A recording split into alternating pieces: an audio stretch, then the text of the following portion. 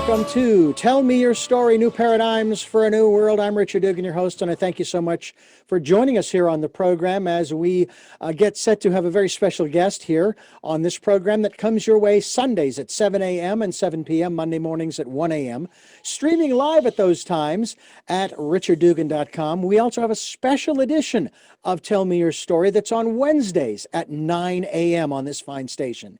We podcast all of our programs, and they are available to you on SoundCloud, iTunes, TuneIn Radio, Spotify, Stitcher, Player FM, Blueberry, and many other locations too numerous to mention, but also sites that you have been reposting our interviews to. Thank you for doing that. I greatly appreciate that. Also wanted to let you know that we are on YouTube. That's right. You can watch these programs on YouTube on the Tell Me Your Story, Richard Dugan channel. Just look for the guy with the hat. Not hard to find. And we hope that you will do that, as well as go to our guest's website so that you can continue your evolutionary process. We also encourage you, should you be of a mind to do so, if you find that this program resonates with you and you like what we're doing, you like the guests we're bringing, the things we're talking about, we would love your financial support through PayPal and Patreon accounts. They're there for your security as well as ours, and we are grateful to everybody who has and who will support us financially.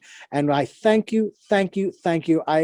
I am ever so grateful for even the smallest amount, because I know how hard it is sometimes for folks to support different endeavors. And I know folks are into supporting all kinds of endeavors. I am myself contributing to different organizations and so forth. So we make that commitment. I thank you for doing so. We also ask you to participate in the Decade of Perfect Vision, the 2020s. And we hope that you will spend that time going within, listening to that still small voice, as as finding that silent, peaceful place where you can be calm and peaceful and rejuvenate, relax, re-energize, all of the good things that you can then bring into this world and move forward throughout your day. Our program today, I think you're going to really enjoy. It has to do with a subject that I find very fascinating, especially considering some of the programs that we've had on this program. The guests, I should say. Our program today surrounds the subject and the book title, The Struggle for World Sanity. My guest is Jamal Abdul Wajid Hassan Khan, and he is joining us here all the way from, is it Georgia, North Carolina? I'm trying to remember exactly where you're located. It's Raleigh, North Carolina. Raleigh, North Carolina. And we're grateful for your giving us the time to share these insights and concepts and so forth. And I greatly appreciate the fact that you have traveled maybe not extensively the world, but you have experienced some things, both traveling, but also philosophically. You have a rather diverse philosophical background, and you originated, am I correct, from Pakistan? Yeah, I was born in Pakistan. Then my parents moved to England when I was 3 years old, and I lived in the north of England till the age of 10. From there, my parents moved to London, and I went to high school in the East End of London. I spent some time in England and got a technical background, then moved to California, primarily Los Angeles, a number of years, 30 years. And then recently, last couple of years in Raleigh, North Carolina. Well, I'll tell you, the farthest I've gotten is Ireland. I've been to Mexico, but it was on a Mexican cruise. I've been to the Western Caribbean, Tulum ruins, which also is very fascinating in and of itself. And so to be able to travel to different places, to meet the different peoples of the different cultures, and try to then understand, I think says an awful lot about both yourself and my desire to do so. I've only done it, of course, as I say, limitedly, but I still have a lifetime to go. I have to live to be 100, and I'm 61 now. So there you go. Well, people who've traveled around have a much more open concept of the world and different cultures. I had a tremendous enlightening experience when I went to Africa went to Kenya, did a safari in Kenya, went to Tanzania, climbed Mount Kilimanjaro, got to see the local people. It was a wonderful experience. Takes you out of the confines of your own residence, I guess, and makes you a lot more wiser and intelligent in many ways to the different aspects of man around the world. Where do we begin in this, as you put it in your book title? Where do we begin with this struggle for world sanity? How do we start to bring about some kind of, I don't know, cohesion, cooperation, communication that takes us to a level in our world that makes this a better place? Well, those are excellent observations, excellent questions there, Richard. Uh, if you look around, we have a situation now. I mean, putting the pandemic aside, which is bad enough, we have a situation right now where we have political division, not only in this country, but around different countries around the world. We have pollution. We have an economic system that favors a minority of people that are getting extremely rich, while millions are poor. We have we have hatred between races, we have hatred between religions. It could go on and on and on. And so we as a human race have caused this involution. We can't blame it on anything outside of ourselves, but it's a result of our own either inaction or actions that are contrary to our spiritual nature. And I like, just before you introduced me, about the concept of you having these inner meditation meetings. You know, we need to get back to what we used to be like. We were at one point highly evolved spiritual beings. We've regressed, and the time is now where either we go along this path of destruction, which we're going to repeat due to our past history, or we change for the better. And certain forces are being aligned at this particular time that are pushing us to change Mm, on a spiritual level. okay, I've heard that before many times. And if that is the case, and there are those who would say that this past year, 2020, they've given it a number of different names in terms of reboot or restart or reset and so forth and so forth and so on. That time, as we have been encouraging people since September of 2019 to go within, spend that time within, not knowing what was ahead of us at that point. And I have to wonder sometimes if there isn't some sort of natural process that's going on in that regard, if that makes any Uh, sense. Again, I love your intuition. You're on the ball right there, because you can, if people are anywhere sensitive, they can feel that in the air. Astrologically speaking, we're at the end. We've the Piscean age has ended, and now we're all influenced by the positions of the planets, whether we believe it or not. Mm-hmm. And now it doesn't matter whether we believe it or not; it's a fact. And now we're under the influence of the Aquarian age. The Aquarian age is pushing mankind now to get into service, to get into to go within, to help each other, to unify as a race. And that's one influence. The other influence that's also occurring is that the you know most indigenous tribes around the planet know, and most intelligent people are aware, that we don't just live on a piece of rock. We live upon a very beautiful living planet we call Mother Earth. And she over the years has held up her evolution for millions of years in order to allow us to live on her back. And other forces, I would say cosmic forces, have now aligned themselves to push her to raise her vibrations. So she's also raising her vibrations. So we have the influence of the Aquarian age. We have the Mother Earth raising her vibrations. Don't believe all this incorrect information about global warming being carbon emissions, because that's just a small part of it. Part of raising her vibrations has been the melting of the ice caps and the weather conditions changing for her benefit. And the ionosphere, which was put up millions of years ago, is also coming down, which is causing an increase in the ultraviolet radiations as well as the cosmic radiations, again, beneficial to the Earth.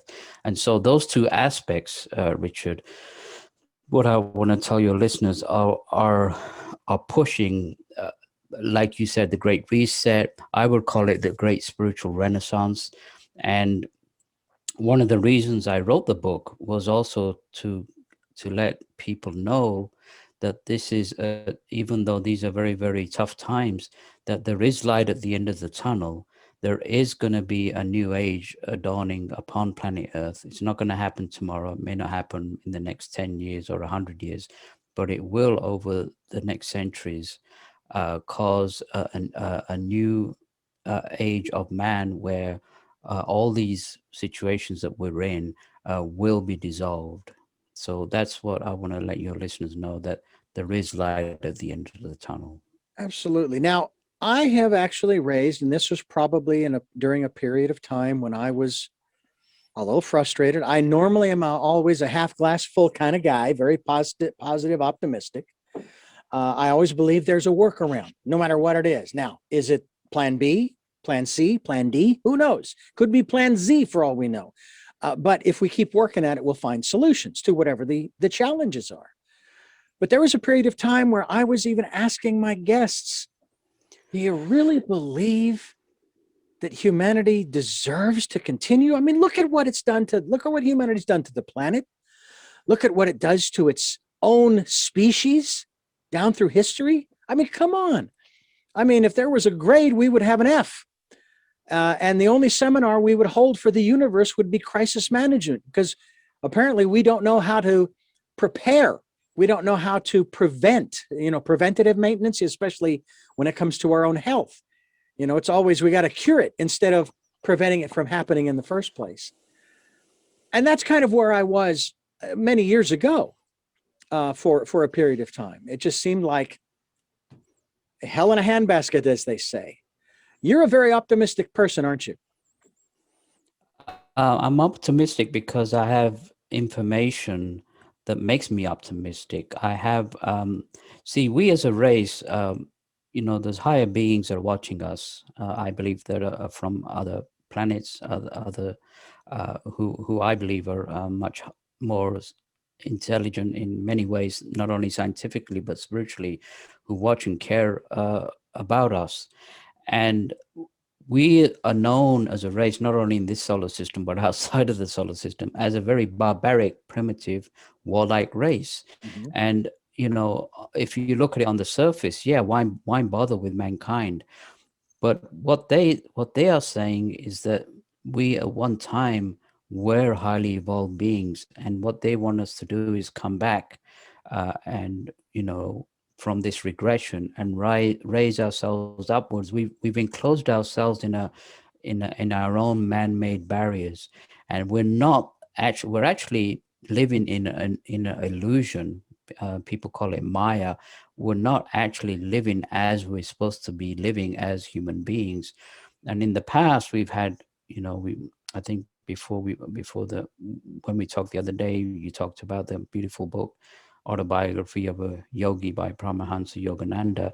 And, just reading that book, we're aware that there's beings who have graced our planet, not only from India, but beings like the Master Jesus, the Lord Buddha, the Lord Krishna, who I believe were interplanetary masters from other higher realms of existence, who have graced us and told us if you study all these teachings, you realize they're all the same. They were just given in a different culture, different era. But the bottom line is we have to go back to our natural spiritual ways, not our orthodox religious ways, but our natural spiritual ways, and become the gods that we're supposed to be. If that's even referred to in the New Testament for of Christians, is that we are gods. I mean, that was phrased by Jesus. If I'm not Absolutely, mistaken. absolutely. And so that's, you know, my own yogi master, Dr. George King, back in the 1970s, they had that oil embargo and this shortage of oil, and people talking about an energy crisis. And even at that time, he said there's only one energy crisis in this world, and he said that's the spiritual energy crisis. Is if you solve that crisis, all crises between countries and even in your personal life will automatically be solved. And spiritual energy, again, you're referring to the Master Jesus. He knew how to transfer this pranic spiritual energy and raise the dead, heal the blind, make the lame walk. And it's a very tangible energy. It's not something airy fairy.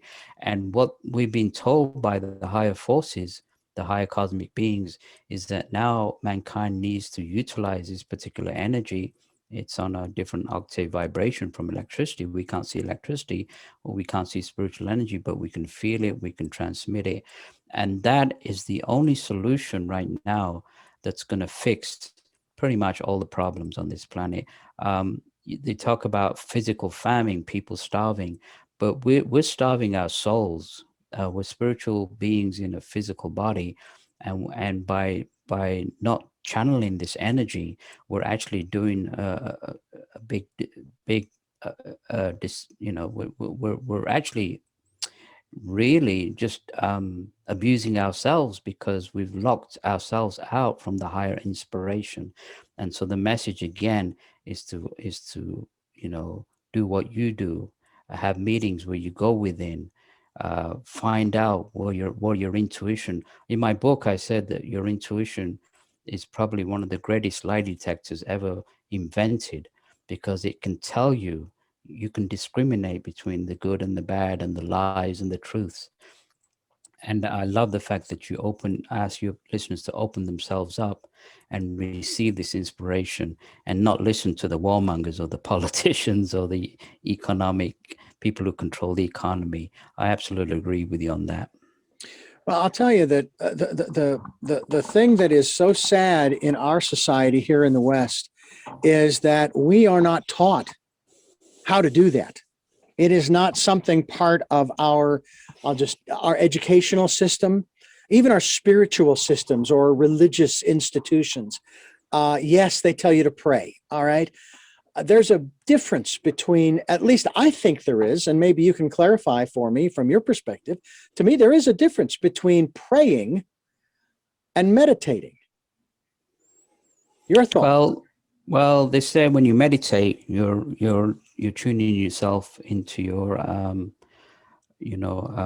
I guess you're listening to your intuition or your higher power. And when you pray, you're talking and requesting energy from the source. And people don't even know how to pray properly, because we have psychic centers. Everybody knows that. And the correct way that I was taught to pray. I mean, in the early days, I was raised as a Muslim. I went to mosque. I read the Quran, did the Arabic prayers. I had a background when I went to Church of England schools in England, where I got a Christian education as well, with Bible study, hymns, and carols. And again, I love both ideologies. I have nothing against Islam or Christianity. I'm very respectful of all religions.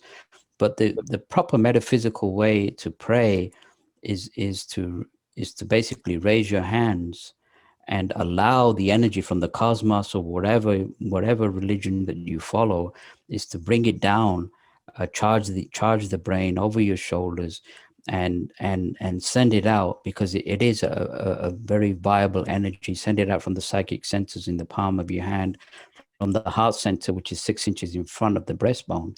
And one way that your listeners can prove this beyond any doubt, just stand in front of a mirror and send this white light out, and you can feel the reflection as it comes back, and you can feel a tingling around your fingers and your aura, and it's definite proof that that this prayer energy is valid, and it's that kind of energy that actually is being sent by higher cosmic beings as well, down to every individual on this planet.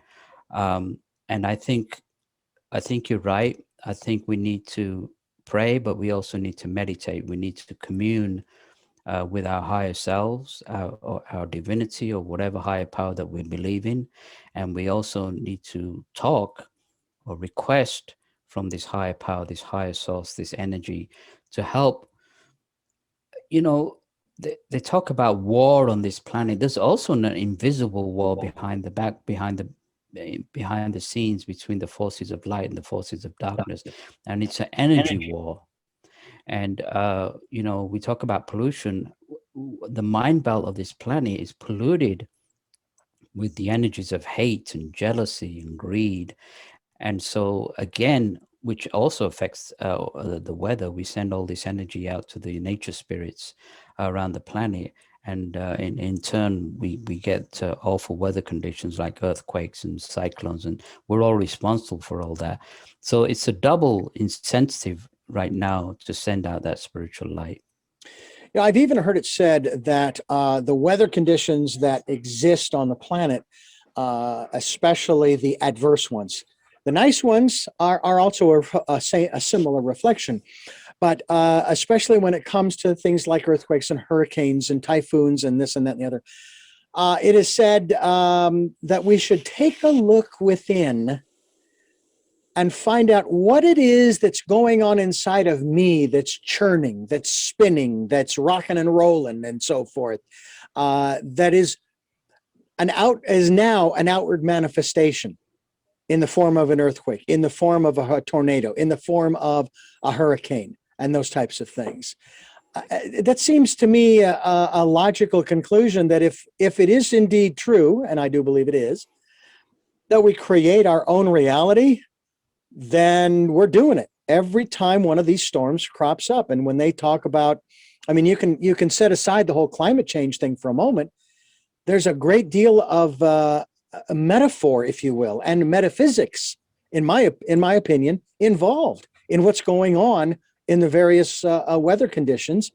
Even when it's sunny and blue, and this, and the temperatures are nice, and everybody's out enjoying themselves, then there must be some level of calm and peace within that is creating this as well. Yeah, the indigenous tribes, like the American Indians, know.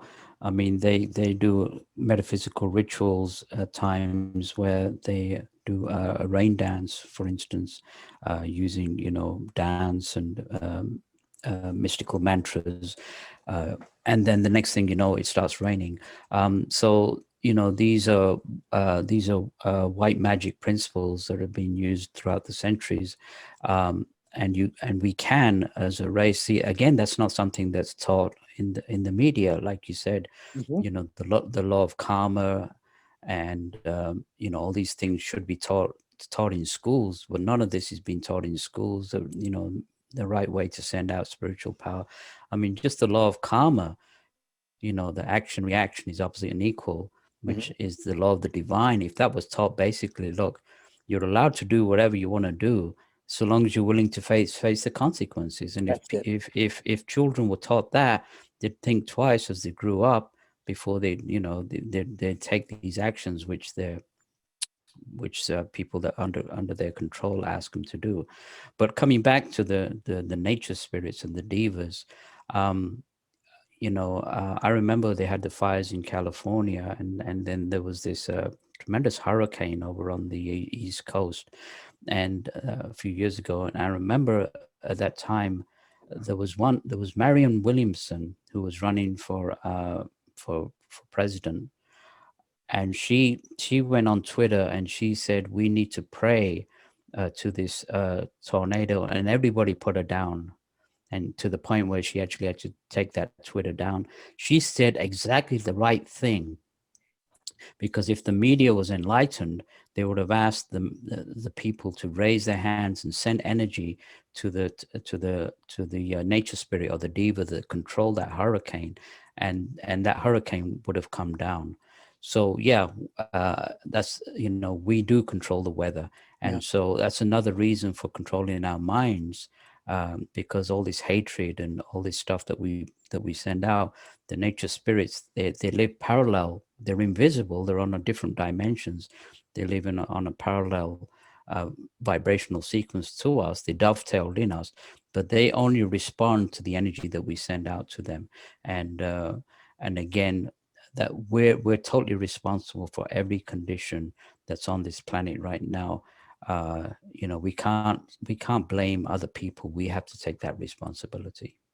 We are talking with Wajid, and he is talking to us about the struggle for world sanity. One of the interesting things in your example about this woman who is encouraging people to pray, I don't remember exactly what year it was, but it was back in the 80s, early 90s. And a pastor or reverend or minister, Pat Robertson, was on his televangelistic program. And there was a hurricane that was headed for, I guess his program was in the Carolinas, I think, or maybe Georgia. I don't remember, but I know it was along the southeastern corner of the United States. And there was a hurricane headed right for him. And he asked his people to pray. And the hurricane moved. Now, whether that was a natural occurrence or whether it was because they prayed, I don't care. The fact of the matter is that he encouraged his listeners, his viewers, to do so. And I think that you have to set aside the doctrine, the dogma, all of that other stuff, because there is power in that, because you're releasing that energy, as you have been talking about. To me, that is something that we really need to get a grasp on. We're also talking about the practice works by what am I looking here? The practice works by sending out spiritual energy, as we've been discussing. Spiritual energy is a real power which you can experience for yourself through the 12 blessings. Now, this power can change your life and the world. Talk to us about these 12 blessings that came through your master, your mentor, Dr. King. Yeah, that was one of the turning points in my life. When I was at the age of 16, I read the 12 blessings, and it changed my life in many ways. I read it logically, and I thought to myself after I read it, I said, either this man is a genius or the biggest fraud I've ever come across. I need to investigate. So again, I'm not here to portray any particular ideology. I ask that your listeners keep an open mind and do their own research, just the way I did it, and make their own decisions based on their intuition. Dr. King was an English yogi master that I followed. He was a section leader for the London Fire Brigade in World War II during the Nazi Blitz over England.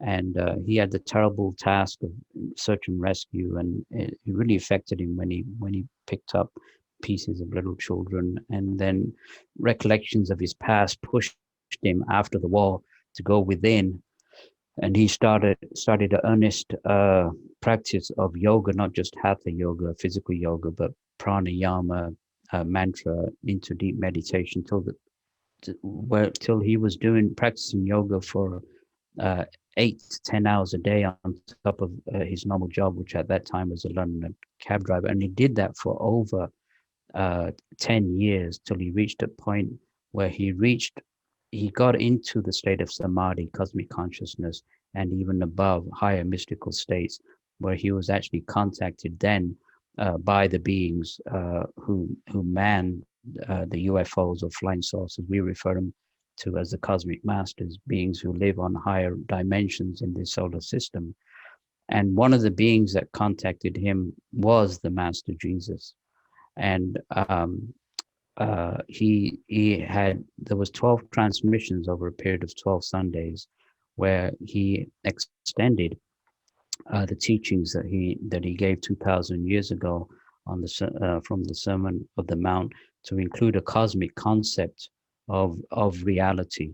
And so, if people want to look into the 12 blessings, um, I belong to a group of people from 50 plus countries where we send out this energy from the 12 blessings every day. And so if you want to learn more about the 12 blessings, or if you actually want to participate and send out the power, it's a very potent way of sending out the spiritual energy. Of course, you can do it in the privacy of your own house or your own room or your own religion or your own beliefs. But if you want to enhance it, people, like you said, can go on 12 blessings, the number 12 blessings.org, and do the experience themselves, and read the 12 blessings, and uplift your vibrations, which it has done for me. So it's another marvelous metaphysical practice that people can do in these days. The number 12, 12, blessings.org. That's the website. You're also involved with this other group. I think this is what you're referring to. And if I have the correct pronunciation, the Aetherius, is that right? Yeah, Aetherius Society, yeah. Aetherius. Tell me about the Aetherius Society. The Aetherius Society was the organization that my yogi master formed back in 1955. And it was after he received these cosmic transmissions. In order to receive these cosmic transmissions, he had to tune in with the vibrational sequences of the cosmic masters. They couldn't come down to him. So for him to raise the power of Kundalini and go into a positive somatic trance, they would send mental beams to him, which he would translate through his larynx as an Englishman into English. And he did over 600 of these transmissions, as well as mental transmissions as well. And the Aetherius Society was formed as an organization to promote the teachings of the cosmic masters and different missions that they have to help promote to help promote the raising of the consciousness of mankind, and also to send out spiritual power in accordance to the guidance of the cosmic masters. So I've been a member for over 40 years, and again, if people want to inquire about that, they can go to aetherius.org and look into it themselves. Now, do you have on your website, 12blessings.org, a link that takes you to the Aetherius Society website? I think there's a link there as well. But again, if people could just go to aetherius.org, they can. I think they're both interchangeable. Yeah. Great. We encourage people to do that. It's one of the things that we are encouraging people all the time to do the research, do the investigation. Right. Without doing that, how I keep asking this question regarding spirituality in regards to the alleged only one path to God. Right. Then why do you have such a diverse collection of different educational institutions, possible job and vocational and career choices, foods you can eat, things you can drink, people that you can know, et cetera, and yet there's only one way to God? That doesn't make any sense to me.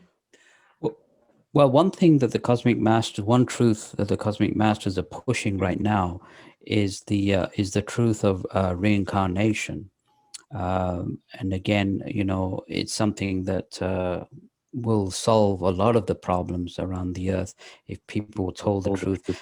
Did you know, Richard, that recently some some Christian scholars have come forward based on their own research that a few hundred years ago, they actually stopped teaching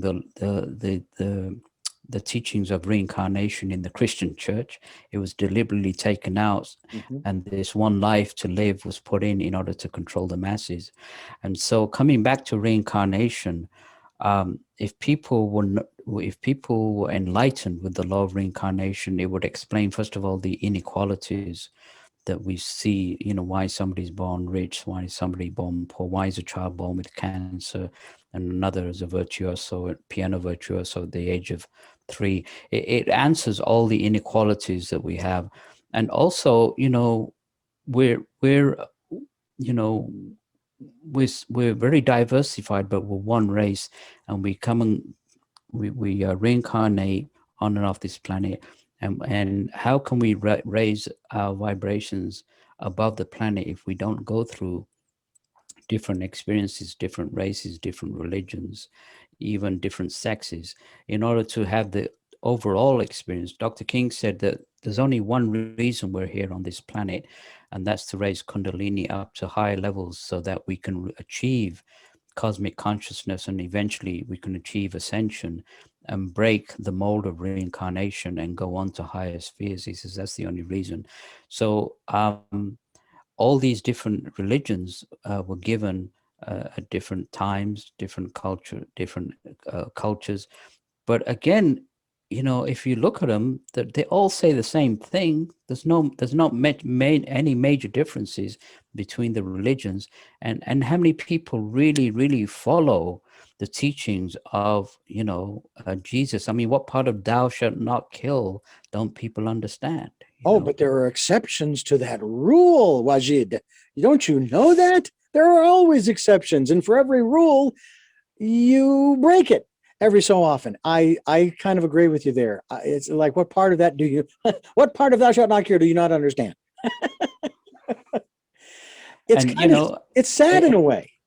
Yeah, and the thing is, Dr. King made himself very unpopular years ago when he said, "Oh, by the way, the communist Chinese are just as close to you as your children." He made himself very unpopular. One thing Dr. King that I admire about my master was that he always made a solemn oath before his creator that whenever he went up and talked on a public platform, he would tell the truth, because he said, if you want to find the truth, you have to speak the truth.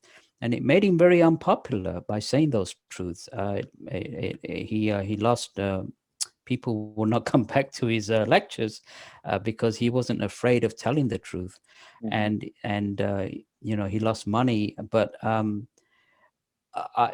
also in my book I said we're just as close to the terrorists as we are to our family, and it's not only through lives of following the spiritual path that we finally realize, and that's what the cosmic masters are saying, that we are one human race, whether we like it or not. And the people that we despise are the ones that we need to send more spiritual power to, bombing them and exploding and killing them is just going to create more hatred.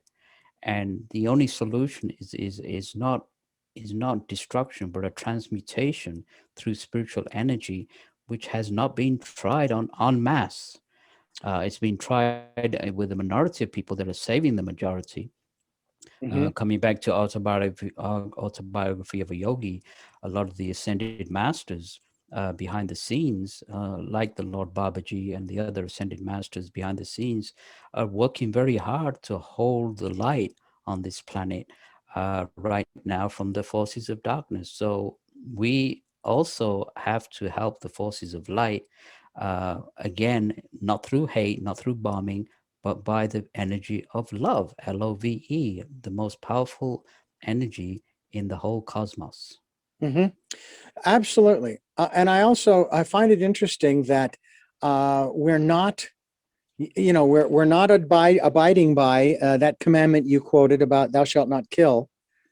We're making exceptions to that rule. Jesus said, "turn the other cheek." And yet there's also the law of love. There's that one rule about love your neighbor as yourself. Apparently, there are exceptions to that one too, and they're huge. I mean, they're bigger than the exceptions to thou shalt not kill. And I just, it's such a, such, I guess the only word I can think of, my friend, is such hypocrisy, you know? Well, there's hypocrisy, but there's also control of the masses. Yeah. I can't blame the masses totally, No. because we've been, we have white magicians, but we also have black magicians. Not talking race wise, but just talking in terms of energy. Right. We have the exponents of the black arts behind the scenes who control the masses, and the media churns out nothing but blood and guts and doom. Yeah. The media is not talking about loving each other. And so all these things are deliberately have been molded, and we've been hypnotized over the centuries to conform to ideologies which generally we would not conform to, but we get brainwashed. And so again, what's happening now with this spiritual renaissance is that those bonds are being broken. Dr. King mentioned that there's of course, when we die, we go to different realms of existence. He said there was 4 realms below us called the lower astral realms, and 6 levels above us. And then, so there's the people who are the murderers and the evil entities live in these lower astral realms, and they also influence mankind by their mental powers. So um, again, we've been offered in this Aquarian age and the raising of the Mother Earth, plus the help of the higher cosmic beings, to break away from these bonds of mental slavery. Let's face it. And once we start breaking these bonds of mental slavery, we as a race en masse will be able to rise. Mm. But the rising you're talking about is not what many people who are in the material world, if you follow what I mean, that's not the kind of rising that they're looking for. They're looking for a physical, literal uprising, if you will, which sort of manifests itself on January 6th of 2021 in the nation's capital. Well, it's all to do with division. It's all to do with hatred, and I think it was aligned. I think it was aligned beautifully to create as much division as possible, and that's exactly what the dark forces want. They want us to be divided. So divide and conquer. That's the principle. And so if we don't listen to these political ideologies and the worship of materialism, the cosmic masters have said that the economic system is a cancer in the heart of spiritual man, because what it does, keeping us in debt, slugging to make a living. The whole money system is designed, to just limit us in many ways, and that materialism is worshipped. Billionaires are looked up as heroes. Mm. Celebrities and all this other stuff. We're looking up to people who really have their own interests at heart. But in reality, we need to look up to the real political teachers, the real political leaders of the world, like the Master Jesus, like the Lord Buddha, like the Lord Krishna, Patanjali, Lao Tse, all these great masters. They're the real leaders that we need to look up to and follow their teachings. Absolutely. I love what Baha'u'llah of the Baha'i faith said. If you accept one of the masters, one of the messengers of God, then you accept them all. If you reject one of the messengers of God, you reject them all. And exactly. I have to say that there is, from my perspective, there's immense truth in that, because as we both would tend to agree, the messages of all of these people who have come down through the ages, through the millennia of time that man has been on the planet, basically from their lips have been the same basic message. Yes, exactly. And even the cosmic masters in their transmissions through Dr. King said, we're not bringing anything new to you. You know, we're telling you to follow the teachings of these teachers that I also believe were interplanetary beings from higher realms that came to Earth. And speaking of interplanetary beings from other realms, you know, people don't even realize that when we die, we go to different realms. We can't even see these realms unless you're psychic. Eventually science will catch up, and they may have instrumentation that can go to that can detect these other realms. But it's the same with the planets in the solar system. They have other realms, higher realms. And Dr. King wrote a book in the 60s called You Are Responsible, and he projected to just I agree with the scientists. Like, if you went to Mars or Venus or Jupiter or Saturn on the physical realm, more than likely, first of all, you couldn't probably live there and probably won't be able to see any life. But Dr. King projected to Mars and Venus and conversed with civilizations living on levels such as level 5 and level 6. And so these levels are he said that you could be on Mars for 200 years and never even detect any life unless the civilization there would approach you. So again, this is something that people need to I think science is grasping with it a little bit, with quantum science saying, based on their mathematical calculations, that there are parallel universes. We're not even aware of the Deviant kingdom, the nature spirits who live in dovetail with us. So a lot of these beings, I think Dr. King, the cosmic masters and Dr. King mentioned that Jesus, for instance, came actually from the planet Venus, and his older brother Buddha was actually from the planet Venus, and that Sri Krishna was actually from Saturn. That's something that your listeners will be very intrigued to. I thought I'd throw that one out as well. Well, now there's an area that I've rarely gone into, but it's one that I keep getting drawn into for obviously very good reason. And that is this whole conversation surrounding life on other planets. I'm not even going to use that other term, the initials being ET, life on other planets. And I've often found it rather arrogant of man, primarily in its institutions, to conclude that we are the only life in the universe. First of all, there is, and if there are so many different names for God, there is God, okay? Especially most of the mainline, if you will, philosophies, Christianity, Yes. and the Muslim faith and Buddhism and, Yes. and Judaism and so forth. They all believe there's a God. Well, then there's life in the universe. But in terms of life such as we know it, now it may not be humanoid, it may not be bipedal, but who's to say? And I joked about this in the beginning of the pandemic. How do we know that this little virus isn't some level of a highly intelligent being? Where's the prime directive when you need it? Okay. And I said that a little tongue in cheek, but who's to know? Has anybody tried? We don't know how. Well, have you tried? And so I often wonder, when we launch rockets with astronauts aboard out into space, whether we're just going out to the space station or we're going to the moon, or now we're working on heading towards Mars.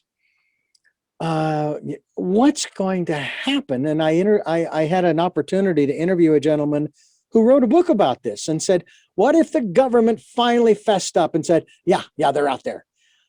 And I said, one of my first questions to him, I said, would be, what makes you think that the public's going to believe the government, since the government's been lying to them all this time? Exactly. You're totally on the ball with that. I think people are getting wiser. I think intelligence has been insulted. I think there was a cover of Time magazine a few years ago that said, "Are we alone in the universe?" How dare you insult our intelligence by saying such a thing? Yeah. There was a transmission that came through Dr. King. That's one of the cosmic masters said. He said that flying saucers are real, flying saucers are friendly. Your government knows this.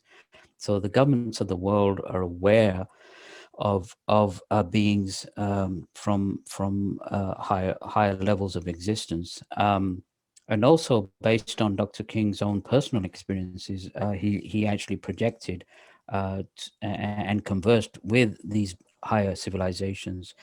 And in one book that he wrote, which is a fascinating book called The Nine Freedoms, back in the 1960s, you can get that from Amazon as well, which a cosmic master outlined the evolutionary cycle of mankind.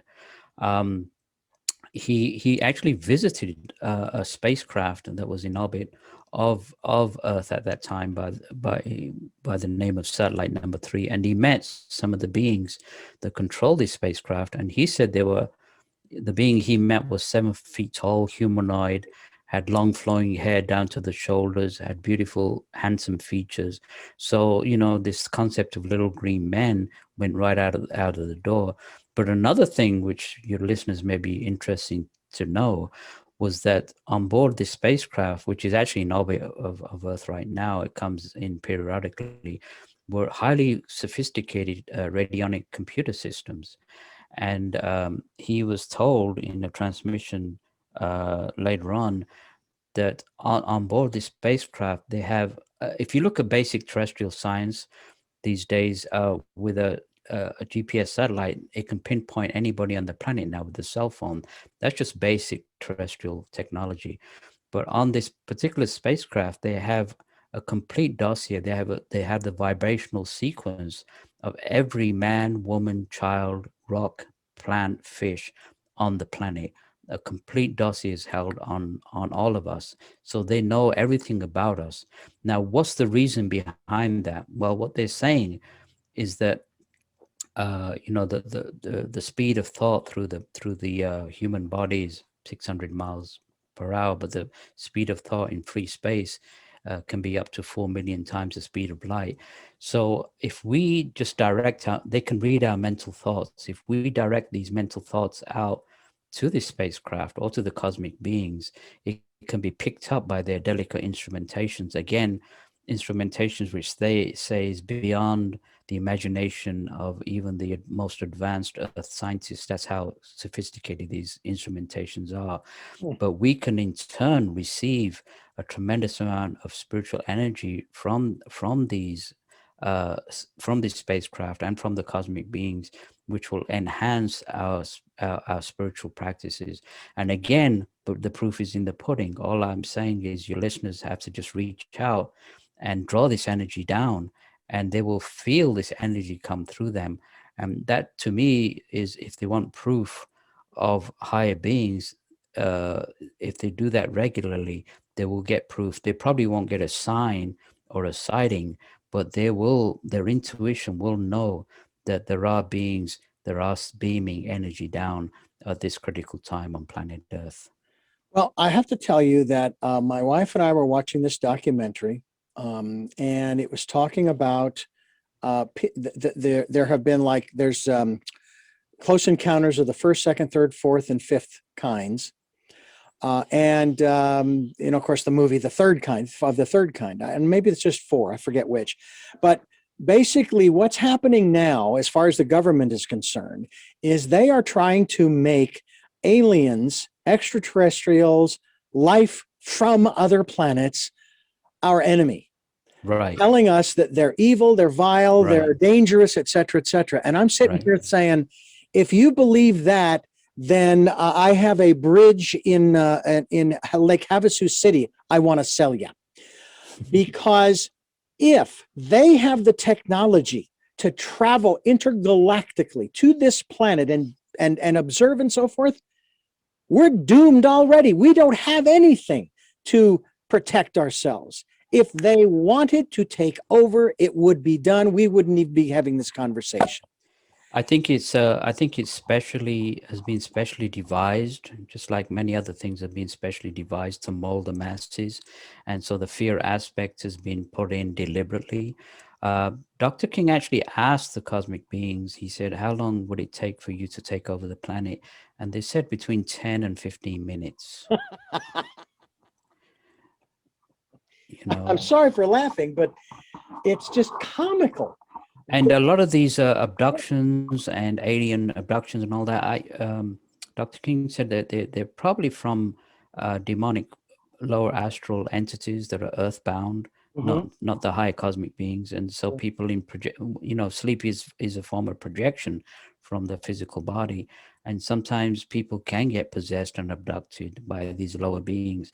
I don't think they're from the cosmic masters themselves. And you're right. If they were belligerent, of course, there are belligerent alien races in the solar system, and Dr. King mentioned that some actually did attack Earth at one particular point, but they were actually um, they were actually protected by the cosmic beings that control the solar system from these belligerent races. That we had no chance of actually protecting ourselves with our little, they refer to our nuclear warheads as nuclear toothpicks. Oh, I'll bet. And the And other and one aspect, and one thing yeah. again. Mhm. Sorry to interrupt, but just on that line of thought, a few years ago they had these retired military generals from the Air Force based in Colorado, and they talked about flying saucers coming to the base and sending beams, I think, of pink energy into the nuclear silos and actually neutralizing the nuclear warheads. Now, Yeah. in God's name, how come the whole planet didn't just suddenly shake? And the next thing you know, they say, "Oh, Beyonce's coming out with a new album," and everybody's like, "Oh, Beyonce's coming out with a new album." This to me was like earth shattering. These retired military generals who are extremely self-disciplined mentally and physically come out with this statement, Mhm. and how come the whole planet didn't react to that? Unbelievable. It is interesting, and that's one of the reasons why I chuckle, and at the same time I think, but maybe it is true. There's a scene in the movie Men in Black where they're picking up the tabloids, like the Inquirer and this and that and the other, and that's where they're getting the real information about what's going on. Okay, that's the Men in Black are, and it's like, gee, maybe that's what's being used to communicate the fact that there really are beings from other planets among us already. They're living here, and we don't even know it. That was another thing I wanted to ask you about in terms of, and I don't want to drift too far off of this subject, but it has been speculated, my friend, that if in fact, and I say this more from the standpoint of a book I read years ago called Apocalypse Conspiracy by John Noe. And he was basically postulating that Christendom had been sold a bill of goods in terms of the fact that and I'll just wrap this up in the conclusion here. He concludes that Christianity specifically, because that's what he was researching in the Bible, is not an external material experience. It's an internal experience. And one of the points he made was, show me where in the New Testament it says that Jesus is coming back a second time. In other words, he was here once, he's only coming back one more time. It doesn't say it anywhere. It just says he will return. It didn't say how many times. And based upon his research, Jesus, in this context, could return to you again and again and again and again. But there are those who say that if Jesus were to return to this earth in a physical form, and I'm not saying he won't, nobody would recognize him, except maybe the reincarnation of Mary Magdalene, who recognized she was the only one at the very beginning following his resurrection, according to the New Testament, who recognized who he was. She couldn't touch him. He says, no, don't touch me. I paraphrase here. The paint is still wet. And the guys, his apostles, his followers, when they came upon him, Oh, yeah, can you show us to the nearest pub? We want to drown our sorrows because our best friend just died. And he was standing right in front of him. Right. Well, you made an interesting point because uh, Dr. King received other transmissions from the Master Jesus, and one of the transmissions they said, well, people ask, have I ever left you? And he said, I've never left you. So the presence of the Master Jesus and other masters like the Lord Buddha and Lord Krishna and all the cosmic masters is still alive and well, and all we have to do is tune into that power, and they are still in tune with every live stream. They have never left us, but in reference, and so we can feel the power of the Master Jesus. We can draw that energy. We can draw the energy of the Lord Krishna and the Lord Buddha and all the cosmic masters. They've never left us. They've always been with us, and will be with us probably till the end of time. But coming back to the coming of the next master, Dr. King received. Now, this again was very intriguing, but Dr. King received a message a few years back that there will be another Messiah, a spiritual master, but he won't be coming in mystery the way that the Master Jesus came in mystery, and the Lord Buddha. It's interesting, when the Lord Buddha was born, that there was 5 disc-shaped objects seen above the temple, and when the Lord Buddha died, there was 5 disc-shaped objects seen above where he died. So a lot of these avatars came as simple shepherds or carpenters, etc. Even the Lord Buddha had eventually to renounce all his worldly possessions in order to gain enlightenment.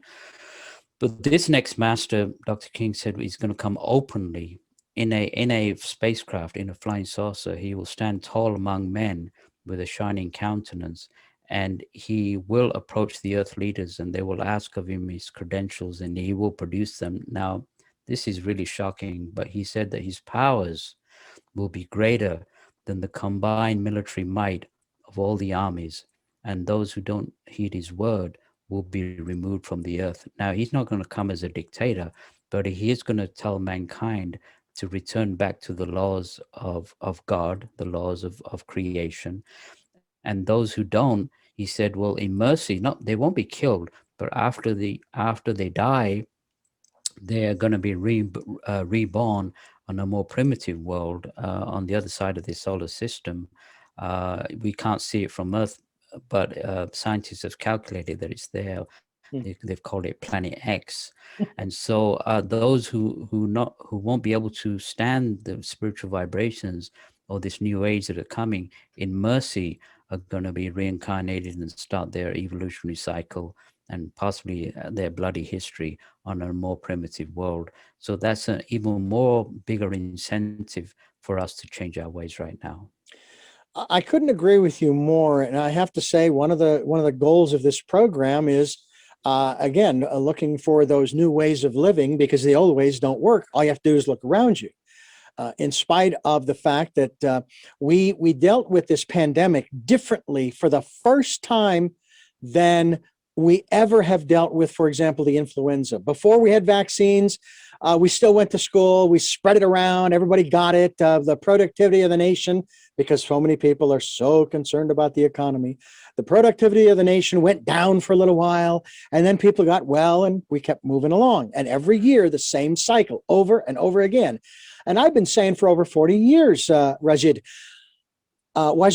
we should be shutting down the airlines for at least 2 weeks. Stop the movement, okay, for 2 weeks. And someone said to me, well, do you know what? That's not good for the economy. And I said, well, wait a minute. By comparison to what we've done in 2020, that is a drop in the bucket, kids. So let's do that. What's wrong with that? And then it's done, it's over with. And if you're so concerned about the economy, then it'll continue to flourish, because we won't all be getting sick, okay? And we won't be taking it to work and taking it to schools. I really have to say that when they said, "Oh no, the virus can't be spread in the schools," the kids they're not carriers and this kind of that and the other. I'm thinking, really? Have you ever been to a school during flu season? Have you? Have you seen the number of students that are not there? I just found the logic just bizarre. But in any event, The whole aspect of life out there, other life other than us, uh, I think needs to be discussed. It needs to be talked about, and not just from the standpoint, as I've often said, that we we're not alone in the universe. We need to get used to that idea.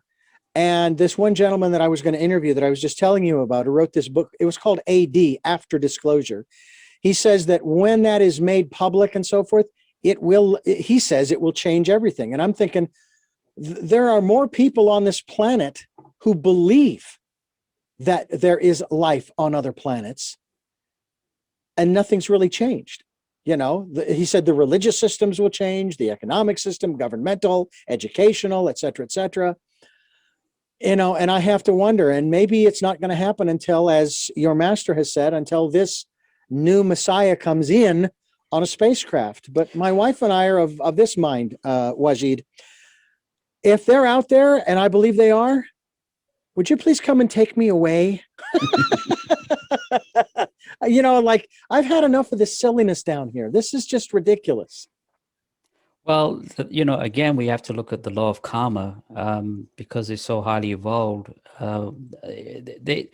There was a transmission before. They said, well, you ask us for a sign. How about you give us a sign? In other words, are you going to greet us with love and friendship, or are you going to greet us with a nuclear warhead? So it's and I agree with you. I think if they landed openly, I think there'd be a stir, and then people would go back to their normal lives again. I totally agree. They'd probably be just ignored. So we have to raise our vibrations to them. It doesn't work. It doesn't work the other way. And as we raise our vibrations to them and become more unified as a race, spiritually, mentally, emotionally, that gives them the opportunity with the law of karma to come to reach to us. So we have to reach to them first.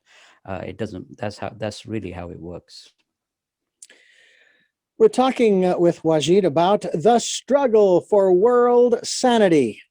Interesting. I think I'd go for world sanity before world peace. What do you think? Well, world sanity world peace will come after world sanity occurs. Absolutely, absolutely. Yeah. But there is again, my closing message is the fact is that there is hope, and it's never, they say it's always dark before the dawn, or the brightest, the smallest light shines in the darkness. So there is always hope. There isn't the cosmic masters have never left us. They never will. And so long as we just keep trying, there is hope for planet Earth. In fact, one transmission that Dr. King got recently before he passed away, they said that when a few are gathered in our praise and appreciation, there is still hope for the planet Earth. So long as we just keep, even if it's just a handful, we can still save the planet. And so that's a lesson that I find that very hopeful myself. Okay. What about this aspect I've heard too, that the planet doesn't need saving? She can take care of herself. The planet could at any time have told the cosmic beings that she's had enough, and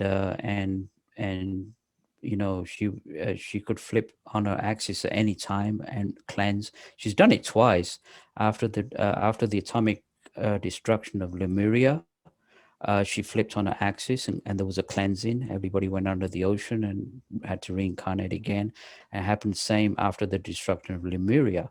So Mother Earth can at any time cleanse herself. And again, this is compassion beyond anything I can understand. But she has, for many centuries, has held up her evolution, primarily so that these these germs that we call man, could stay on a beautiful body and gain experience. So yes, she can change at any time, and she's actually been told now to change. And so this vibration change of vibration that's occurring. Back in 1964, the cosmic masters sent tremendous energy, spiritual energies into her, which they termed as the primary initiation of Earth. So every year, she's slowly releasing these energies. If she did it all at once, it would have completely destroyed mankind. So out of her compassion, she's doing it slowly, but she will eventually rise, and there's nothing and absolutely nothing that man can do about it. So the new age is coming for planet Earth and mankind. So how does this juxtapose with man's free will? I don't want to change. I don't want to go into the new age. I don't want any of that stuff. Now, you've already stated what will happen to those when the next Messiah comes, but what about between now and then? Between now and then, again, millions of years ago, we were given our free will. If you look at the history of mankind in the Nine Freedoms, Dr. King said we were actually resident on another planet in this system between Mars and Jupiter by the name of Maldek, which we destroyed atomically. So we go back 18 million years, and we've used our free will to destroy our civilization 3 times. We're on the brink right now of destroying our civilization for the 4th time. And eventually, it's our free will that has caused all this chaos. And so what they say, in order to gain freedom, we have to give up our free will and conform. And you're right, those who don't want to give up their free will, okay, before they go to the other planet, like, it's guaranteed that if you murder somebody, then you'll either be murdered either in this life or the other. So you can continue with the free will, but you'll still have to face the consequences in your next life or your next existence. We can't escape from the law of karma. The Master Jesus said, "As you sow, so shall you reap; not so might you reap." Mm-hmm. So if we continue the warmongering and the pollution, we'll have, as a race, have to face that karmic repercussion from these negative actions, and that's it.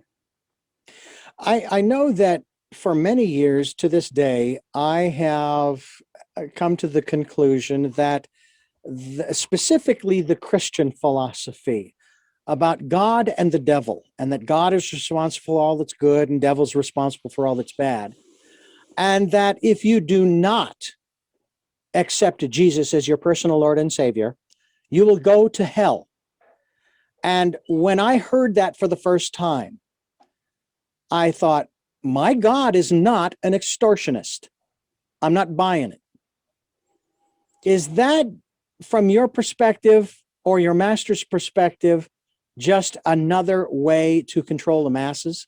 Pretty much, and it's not only Christianity. I think it's other religions as well, and it's all fear-based. Yeah. And if you keep the masses in fear, if you do A, B, and C, purgatory, or you're condemned to hell. And of course, there are lower astral realms that, Sure. if you do commit foul crimes, you go by your vibration. It's nothing personal. When you die, you go by your own vibrational sequence. So if you did good deeds, you will go to a higher realm where you won't have the misery that you would have in these lower astral realms. But no, there's no such thing as a punishing God, or a punishing. We only punish ourselves. We can't blame God for Hiroshima or Nagasaki. We can't blame God for Belsen. We can't blame God for all the evil things that have been done. It's mankind himself that have caused these situations, not God. And so yeah, I'm with your belief that our higher power, or our creator, is actually very beneficial, benevolent, compassionate. And again, if we reach up to that compassion and kindness, we will receive that compassion and kindness. Um, in regards to spiritual energy, if we send out spiritual energy, by law, every unit of spiritual energy we send out, every healing, every good thought, will come back to us. So it's again a double winner. Yeah. So we send out hatred. Eventually we'll get that. They say that the mills of God grind slowly but surely.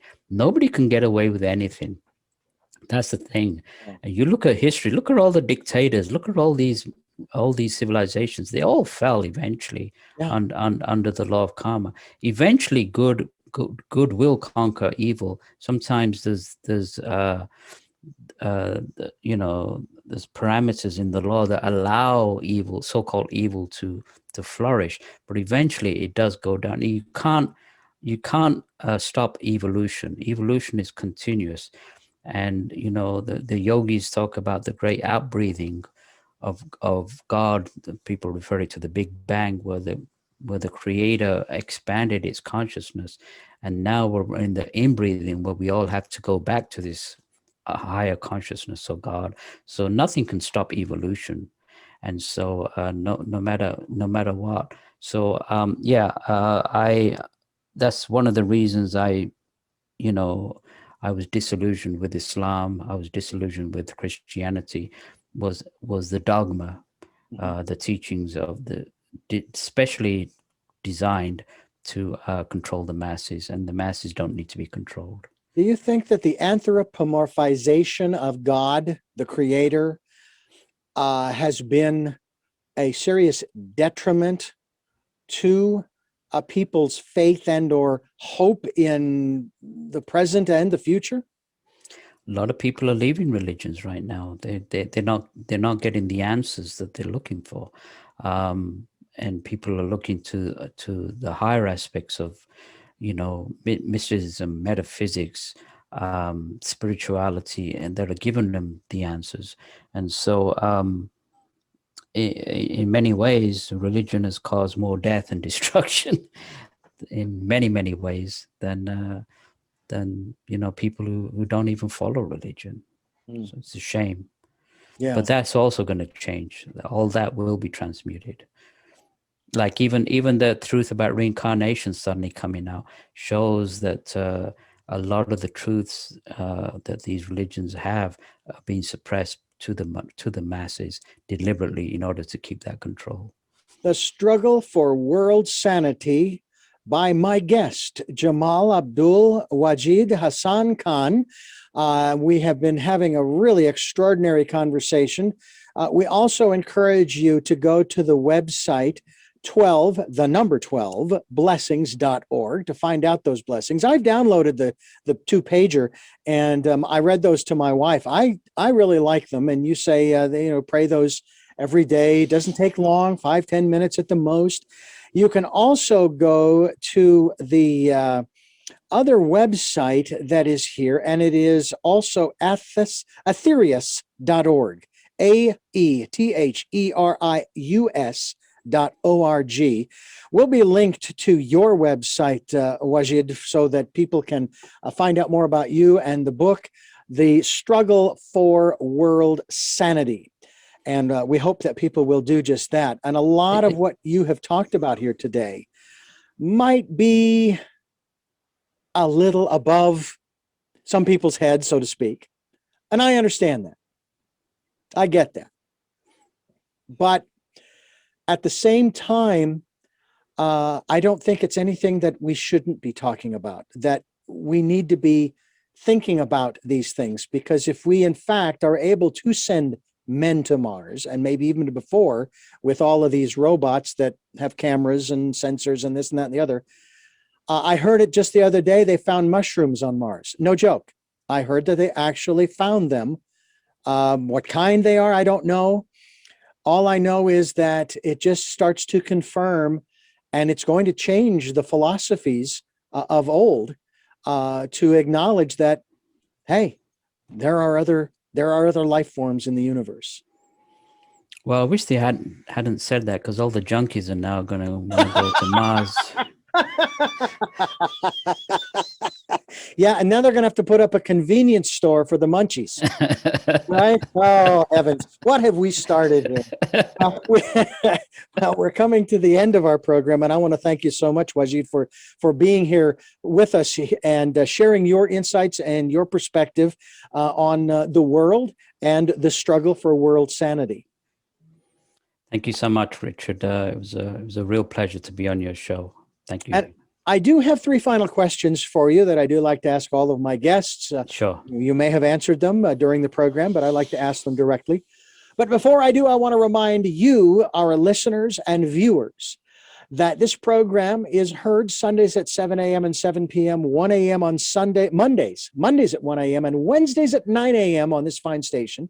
The podcasts are on SoundCloud, iTunes, TuneIn Radio, Spotify, Stitcher, Player FM, Blueberry, and other locations you are reposting us to. Thank you so much for doing that. As well as the video on YouTube. That's right. Go to the YouTube channel, Richard Dugan, and tell me your story. Just look for the guy with the hat. And enjoy the programs. I hope that you will do just that, as well as going to our guest's website. I'll give that in just a moment, one more time. We also ask that if you can, if this program resonates with you, you'd like to support us financially, and we can use all the help we can get, PayPal and Patreon accounts for your security as well as ours. We also want you to participate in 2020, the decade of perfect vision, and spend the next 8.5 years roughly and beyond going within, listening to that still small voice. I think, Wajid, you said it the best, that it's there to keep you on the right path, your path, not somebody else's, but yours, but also to help to quiet things down, to let the dust settle, to recharge your batteries, so forth, your spiritual batteries, so as to get the instruction and the guidance that you need to face what's happening in your life from moment to moment, hour to hour, day to day.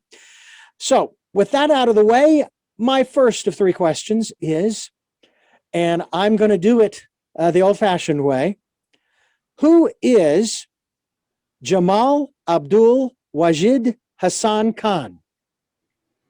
I'm just a regular guy who's had some interesting experiences that allow me to share these experiences, and I have the opportunity at this time to propound truths which have never been heard before.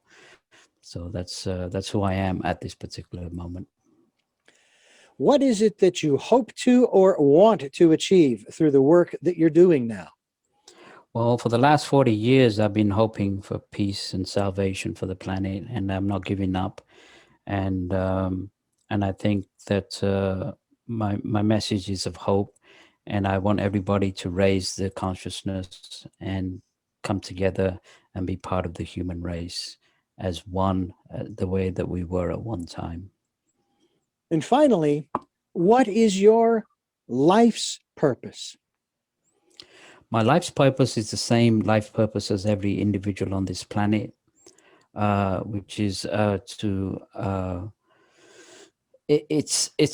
it's not something, it's a responsibility that I have, and it's not a request, but I have to be responsible for the younger generation that are on this planet right now. I have to die with a legacy, knowing that I've done some good on the planet, and I owe it to myself, to my higher power, that I take some action to help the younger generation so that they can reside on this planet without the terrible disruption of what's going on right now.